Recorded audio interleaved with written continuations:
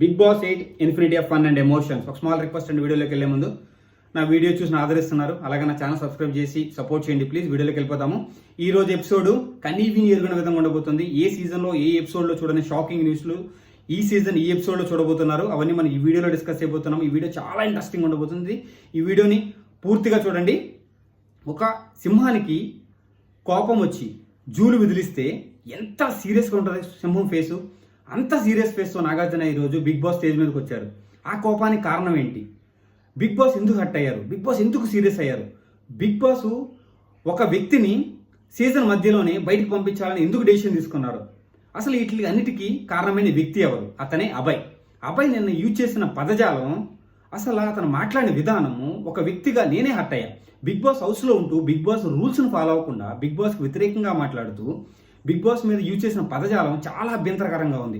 Big boss పెళ్ళమనే అసలు ఆ పదమే అసలు కరెక్టే కాదు. ఇంకొకటి, బిగ్ బాస్ మీద జోక్స్ చేస్తున్నానంటే జోక్స్ కూడా ఒక హద్దు ఉంటుంది. నిన్న అబ్బాయి ఆ హద్దులు దాటి మాట్లాడాడు. ఒక్కసారి కాదు, పలుమార్లు చాలాసార్లు హద్దులు దాటి మాట్లాడాడు. చాలామంది వార్న్ చేశారు, నువ్వు ఇలా మాట్లాడడం కరెక్ట్ కాదు, బిగ్ బాస్ హర్ట్ అవుతాడంటే. బిగ్ బాస్ మీద కూడా జోకులు వేయకూడదు అంటే, జోకులు వేయచ్చు, బట్ నువ్వు నీ లిమిట్లో ఉండి జోకులు వేసుకోవాలి. బిగ్ బాస్ హౌస్లో ఉంటూ అతని మీద జోకులు వేస్తే, అభ్యంతరకరమైన జోకులు వేస్తే ఎలా ఉంటుంది? చివరికి నాగార్జున రెడ్ కార్డ్ పట్టుకొని వచ్చారు. ఏ సీజన్లో ఏ ఎపిసోడ్లో నేను చూడని రెడ్ కార్డ్ ఎంట్రీ ఈరోజు జరిగిందనమాట. రెడ్ కార్డ్ అభయ్కి వచ్చింది. అభయ్కి Bigg boss house doors open చేసి వెళ్ళిపోమని చెప్పారు. అండ్ అభయ్ ఫీల్ అవడంలో తప్పులేదు, క్షమించమని అడగడంలో తప్పులేదు.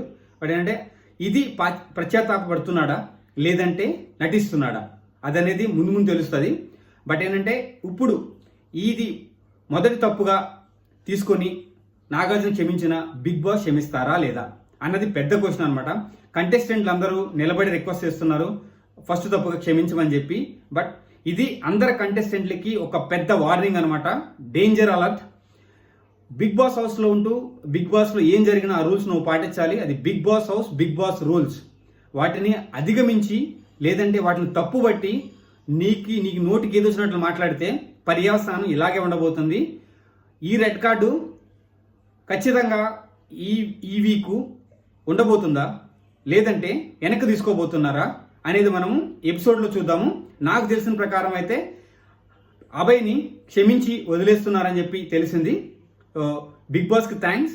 అండ్ మిగతా వాళ్ళందరికీ చెప్పేది ఏంటంటే, మీరు మీ లిమిట్స్లో ఉండండి.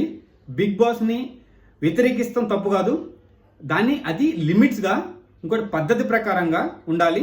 దానికి కూడా ఒక ప్రాపర్ రీజన్ ఉండాలి. నా నోటికి ఏదికి వస్తే అది మాట్లాడితే వర్కౌట్ అవ్వదు. ఇంకొకటి ఏంటంటే, అది బిగ్ బాస్ని హర్ట్ చేసేలాగా ఉండకూడదు. అది ప్రతి ఒక్కరికి ఒక డేంజర్ సైన్ అనమాట.